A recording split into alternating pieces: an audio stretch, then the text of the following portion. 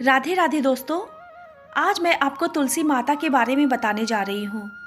तुलसी कौन थी? तुलसी पूर्व जन्म में एक लड़की थी जिसका नाम वृंदा था। राक्षस कुल में उसका जन्म हुआ था। बचपन से ही भगवान विष्णु की भक्त थी। बड़े ही प्रेम से भगवान की सेवा पूजा किया करती थी। जब वह बड़ी हुई तो उनका विवाह राक्षस कुल में दानव राज जलंधर से हो गया। जलंधर समुद्र से उत्पन्न हुआ था। वृंदा बड़ी ही पतिव्रता स्त्री थी, सदा अपने पति की सेवा किया करती थी। एक बार देवताओं और दानवों में युद्ध हुआ। जब जलंधर युद्ध पर जाने लगे तो वृंदा ने कहा, स्वामी आप युद्ध पर जा रहे हैं, आप जब तक युद्ध में रहेंगे मैं पूजा में बैठकर आपकी जीत के लिए अनुष्ठान करूंगी, और जब तक आप वापस नहीं आ जाते मैं अपना संकल्प नहीं छोड़ूंगी।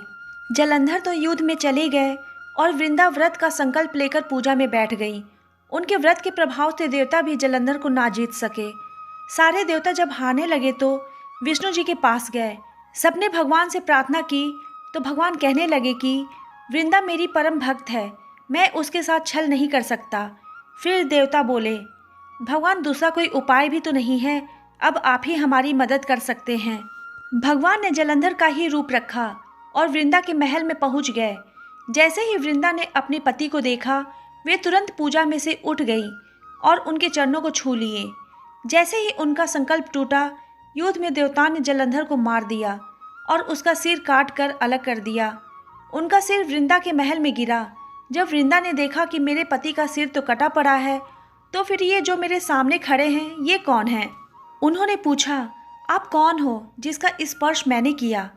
तब भगवान अपने रूप में आ गए, पर वे कुछ न बोल सके। वृंदा सारी बात समझ गई। उन्होंने भगवान को श्राप दे दिया, आप पत्थर के हो जाओ, और भगवान तुरंत पत्थर के हो गए। सभी देवता हाहाकार करने लगे। लक्ष्मी जी रोने लगी और प्रार्थना करने लगी।